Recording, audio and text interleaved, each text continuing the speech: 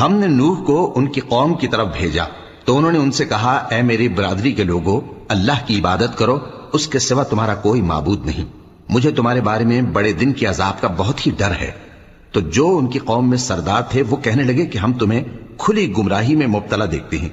فرمایا، اے قوم، مجھ میں کسی طرح کی گمراہی نہیں ہے، بلکہ میں پروردگار عالم کا پیغمبر ہوں،